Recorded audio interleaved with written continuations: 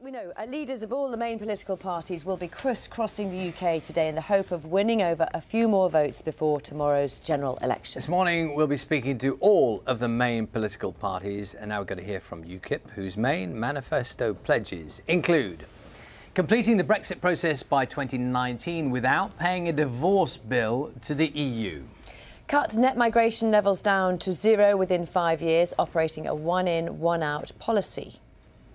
Cutting the foreign aid budget and spending it on domestic priorities like the NHS.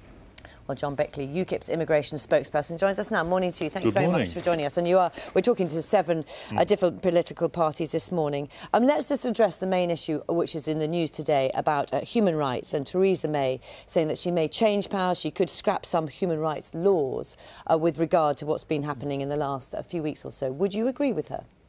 Yes, and in fact, if you go back to before these atrocities happened, we were setting the agenda. We were saying there was an issue with Islamic extremism. We were saying that we needed to do more about integration. And then, of course, we had these horrors in Manchester and London.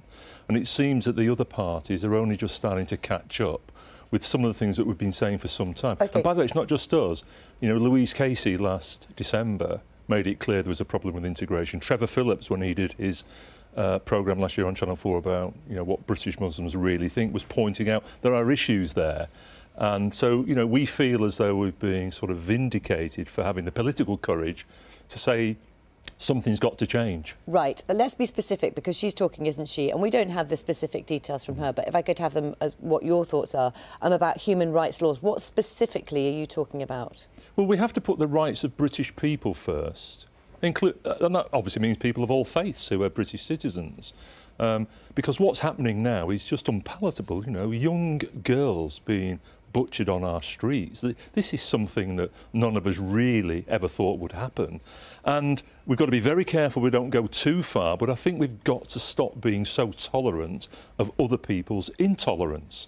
We've got to start standing up for British values, and we've got to make sure English law, British law, is put into play. We really have to stop what's going on.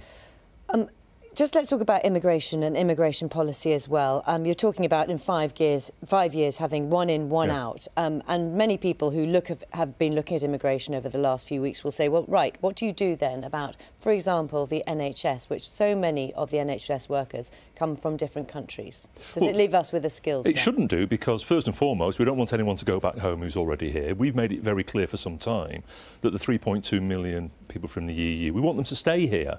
But we hope that can be done on the basis that the EU will allow the 1.2 million Brits that live in the EU 27 to stay there.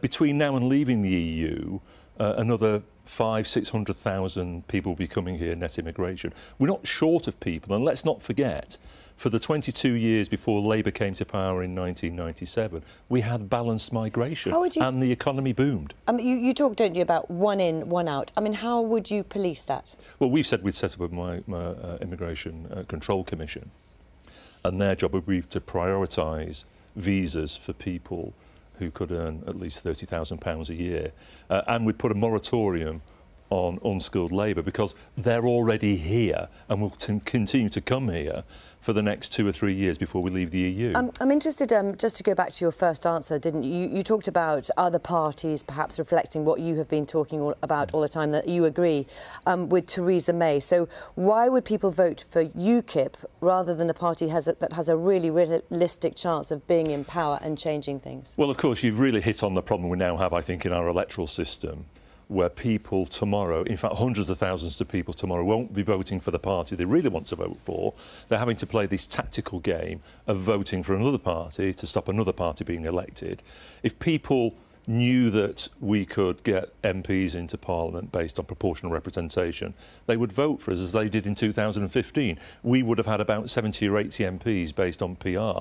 But tomorrow, people are going to be forced to choose between the two main parties. So you fear they won't be voting for you then? Well, we've actually said, to be fair, because Brexit's important to us, that when you look at the two choices before the British people, Theresa May needs to be given some trust that she will deliver Brexit. We're concerned she won't.